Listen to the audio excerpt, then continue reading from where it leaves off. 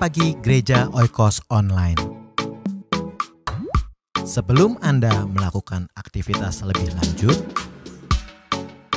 ikutilah Renungan Pagi hari Senin, Rabu, dan Jumat jam 4.30 pagi di YouTube channel Gereja Oikos Online.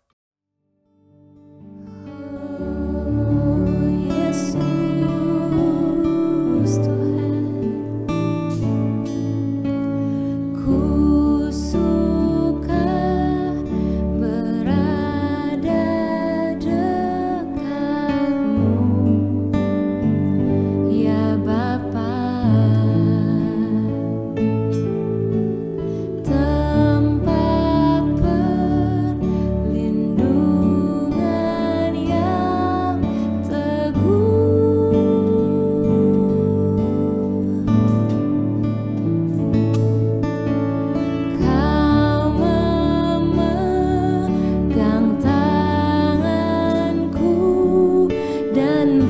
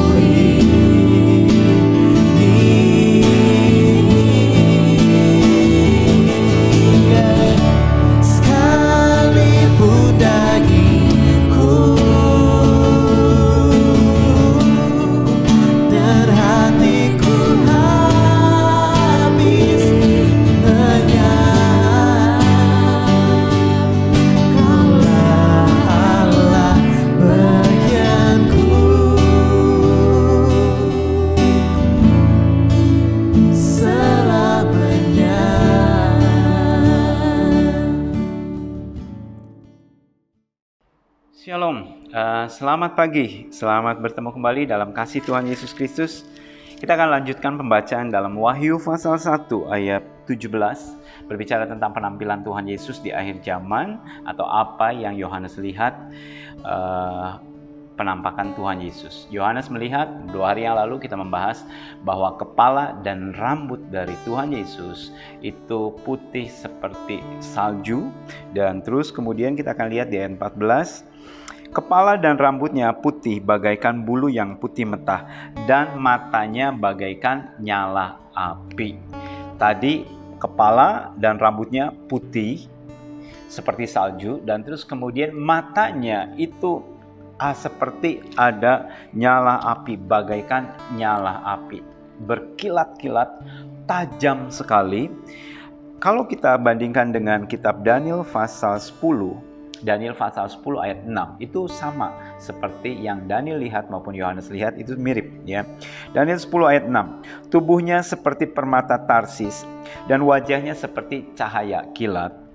Matanya seperti suluh yang menyala-nyala, lengan dan kakinya seperti kilau tembaga yang digilap, dan suara ucapannya seperti gaduh orang banyak. Matanya seperti suluh yang menyala-nyala. Ini adalah berbicara tentang matanya sangat tajam sekali. Matanya Tuhan Yesus atau tatapan Tuhan Yesus pada waktu dia di muka bumi, tatapannya adalah tatapan yang lembut, yang mengasihi manusia. Pada waktu Tuhan Yesus melihat begitu banyak orang-orang yang mengikut dia dan belum makan, maka Yesus berkata, hatiku sangat kasihan, belas kasihannya datang karena dia melihat orang-orang yang mengikut dia dari pagi sampai sore dan mereka belum dapat makanan. Matanya Yesus itu penuh kasih. Dia mudah tergerak dengan belas kasihan. Pada saat dia melihat ada orang sakit datang pada dia, hatinya tergerak untuk dia menolong orang sakit tersebut. Pada saat saudara datang kepada dia, hatinya Yesus penuh dengan compassion, penuh dengan belas kasihan untuk dia datang dan menghampiri saudara atau menolong, memberikan apa yang saudara butuhkan. Tetapi di sini penampakan Yesus, matanya tidak seperti mata yang berbelas kasihan lagi seperti waktu dulu, tetapi matanya adalah sangat tajam sekali seperti nyala api. Kalau saudara berhadapan dengan seseorang, kadang-kadang ada orang yang ingin menatap matanya berhadapan face to face, dan ada orang yang suka sungkan untuk melihat matanya lawan bicaranya, sehingga suka sambil lihat handphone atau sambil lihat kesana kemari. Kayaknya tidak merasa nyaman pada saat berhadapan-hadapan mata dengan mata seperti itu. Ada juga yang matanya sangat tajam sekali. Ya, kalau misalkan ada satu siswa dia melakukan kesalahan dan terus kemudian dipanggil oleh gurunya nggak mungkin nggak menatap anak tersebut. Dia pasti menatap dengan tajam dan dia bilang, angkat wajahmu, tatap mata saya. Dan kemudian si gurunya memberikan nasihat kepada muridnya ini atau memberikan peringatan, dan dia harus menatap wajahnya atau menatap matanya, mata yang sangat tajam. Dan si murid karena dia bersalah, bisa saja dia menundukkan kepala, nggak tahan memandang sorotan matanya.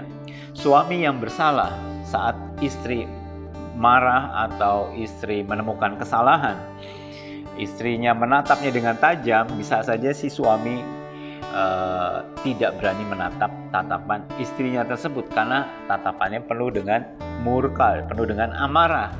Begitu juga orang tua dengan anak. Saat anak melakukan kesalahan, kita pasti ingin anak kita menatap mata kita karena ada kemarahan, ada kekecewaan, ada peringatan dari tatapan mata kita. Tatapan mata Tuhan Yesus atau mata Tuhan Yesus itu seperti suluh api yang menyala-nyala, sangat panas, tajam, dan menembus sampai kedalaman hati orang. Tanpa perlu diceritakan kronologisnya, Yesus tahu karena dia tahu apa yang ada di dalam hati manusia. Sewaktu Petrus menyangkal Yesus 3 kali, Alkitab mengatakan, lalu Yesus menatap Petrus. Waktu Yesus melihat matanya Yesus, saya yakin matanya itu saat dia menatap Petrus tidak dengan berkilat-kilat, dengan murkanya dia, tidak. Hanya menatap dengan tatapan mungkin sedih, tatapan mungkin merasa dihianati atau merasa ditinggalkan atau merasa tidak diakui. Yesus menatap dengan lembut. Petrus langsung tertusuk hatinya. Dia nangis, dia lari dan dia nangis dengan kerasnya. Alkitab menceritakan hal tersebut. Lalu Yesus menatap Petrus. Petrus menangis. Tatapan Yesus mendatangkan pertobatan. Tetapi tatapan Yesus di akhir zaman, itu Yesus sedang menghakimi. Dia adalah hakim yang adil, yang bisa menembus sampai kedalaman hati kita. Bisa saja di luar kita kelihatannya happy, di luar kelihatannya baik, orang menyanjung kita, tetapi Allah yang lebih mengetahui isinya kita, dalamnya kita, motivasimu, segala sesuatu yang ada di dalam hatimu, Tuhan tahu, nggak perlu dimanipulasi. Tuhan tahu kedalaman hatimu. Ibrani 4 ayat 13 berkata demikian. Dan tidak ada suatu makhluk pun yang tersembunyi di hadapannya, sebab segala sesuatu terbuka atau telanjang dan terbuka di depan mata Dia, yang kepadanya kita harus memberikan pertanggungjawaban. Jadi di depan mata Yesus segala sesuatu terbuka. Matanya sangat tajam, dia bisa melihat segala sesuatunya, apa yang ada di dalam hidup kita. Allah begitu memperhatikan saudara dan saya. Yesus memperhatikan kita semua. Baik saat ini yang kita kerjakan, yang kita lakukan, baik kebaikan atau keburukan, Yesus tahu. Karena itu sebelum penghakiman datang, mari kita bereskan hidup kita. Kalau ada sesuatu yang tidak berkenan di mata Tuhan, mumpung tatapan Yesus belum tajam dan menyengat, lebih baik kita bertobat sekarang. Kita sungguh-sungguh datang kepada Tuhan. Kita hampiri Tuhan. Tuhan, ampuni saya Tuhan. Tuhan, saya salah Tuhan. Kalau saudara sedang berhadapan atau berurusan dengan ketidakadilan, saudara tidak perlu takut. Selama Yesus menjadi backing saudara, selama Yesus yang menjadi backup saudara, Yesus tahu apa yang terjadi. Yesus tahu kedalaman hati orang.